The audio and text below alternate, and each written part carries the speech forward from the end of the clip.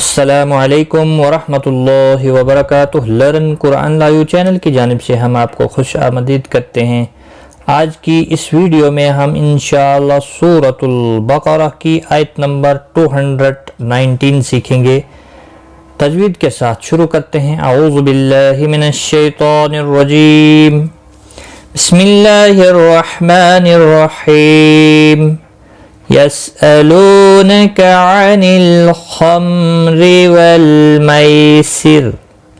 یسألونک، لو و مدہ ہے، ایک الف کے برابر کھینچ کر پڑھیں گے۔ عن لام ساکن کو ہلانا نہیں، خا مستعلیہ ہے، پر پڑھا جائے گا۔ میم ساکن کے بعد را آیا ہے، اظہار شفوی ہوگا، را زیر کی وجہ سے باریک پڑھا جائے گا۔ واللام ساکن کو ہلانا نہیں، مائی یا لین ہے، تھوڑا نرمی کے ساتھ کھینچ کر ادا کریں گے۔ وقف کی صورت میں را ساکن پڑھا جائے گا، باریک۔ یسألونک عن الخمر والمیسر قل فیہما اسم کبیر ومنافع للناس۔ قل لام ساکن کو ہلانا نہیں، قاف مستعلیہ ہے، پھر پڑھا جائے گا۔ فی یا مدہ ہے، ایک الف کے برابر کھینچ کر پڑھیں گے۔ ہما مد منفصل ہے، تین الف کے برابر کھینچ کر پڑھیں گے۔ اسم تنوین کے بعد حروف اخفا کا کاف ہے، اخفا حقیقی ہوگا۔ وی یا مدہ ہے، ایک الف کے برابر کھینچ کر پڑھیں گے۔ را پر پڑھا جائے گا تنوین پیش کی وجہ سے، دو پیش کی وجہ سے، اور تنوین کے بعد یرملون کا واوا ادغام باغن نہ ہوگا۔ منافع نا الف مدہ ہے، ایک الف کے برابر کھینچ کر پڑھیں گے۔ للناس نون مشدد پر گنہ ہوگا، نا الف مدہ ہے، ایک الف کے برابر کھینچ کر پڑھیں گے۔ وقف کی صورت میں سین ساکن پڑھا جائے گا۔ قل فیہما اسم کبیر ومنافع للناس، یہاں پر مد منفصل ہے، تین الف کے برابر کھینچ کر پڑھنا ہے۔ وَإِسْمُهُمَا أَكْبَرُ مِن نَفْعِهِمَا۔ وَإِسْمُهُمَا، اس سا کو ہلانا نہیں، ساکن کو ہلانا نہیں، ہلانا یعنی قلقلہ نہیں کرنا۔ ما مد منفصل ہے، تین الف کے برابر کھینچ کر پڑھیں گے۔ را پیش کی وجہ سے پر پڑھا جائے گا، نون ساکن کے بعد دوسرا یرملون کا نون آیا ہے، ادغام باغن نہ ہوگا۔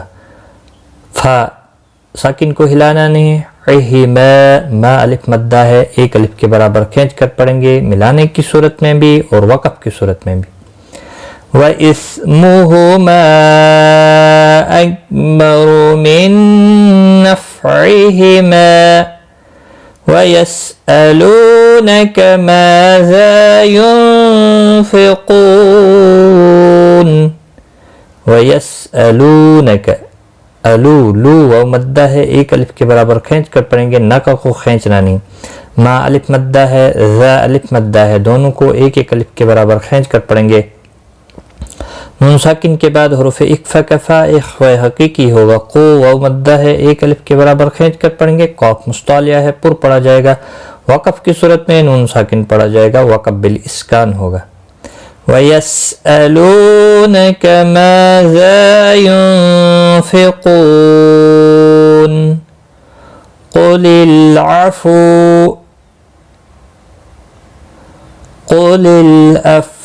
كَذَلِكَ يُبَيِّنُ اللَّهُ لَكُمُ الْآيَاتِ لَعَلَّكُمْ تَتَفَكَّرُونَ۔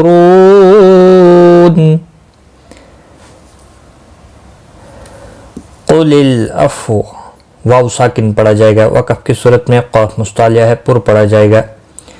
لام ساکن کو ہلانا نہیں، اور ملانے کی صورت میں واو کی حرکت کو بھی پڑھا جائے گا۔ کذالک، ذال کے اوپر کھڑی زبر ہے، ایک الف کے برابر کھینچ کر پڑھیں گے، لکا کو کھینچنا نہیں۔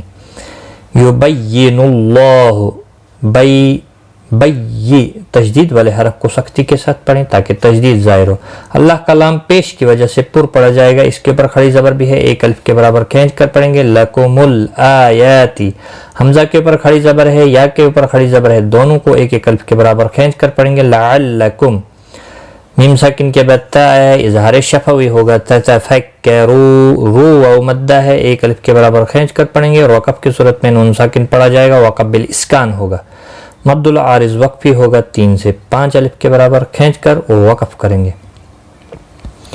قُلِ الْعَفْوُ قُلِ الْعَفْوَ كَذَلِكَ يُبَيِّنُ اللَّهُ لَكُمُ الْآيَاتِ لَعَلَّكُمْ تَتَفَكَّرُونَ۔ آج کا سبق ہمارا یہاں تک ہے، ایک بار میں ملا کر پڑھتا ہوں۔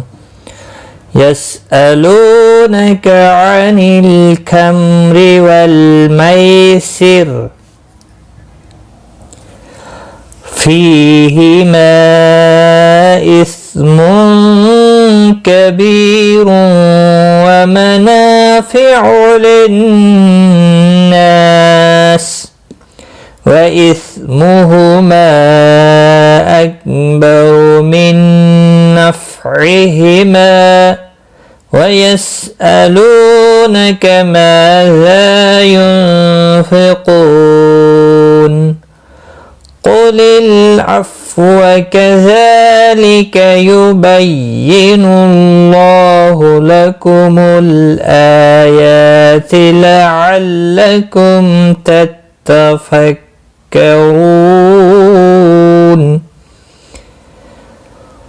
كَذَلِكَ يُبَيِّنُ اللَّهُ لَكُمُ الْآيَاتِ لَعَلَّكُمْ تَتَفَكَّرُونَ۔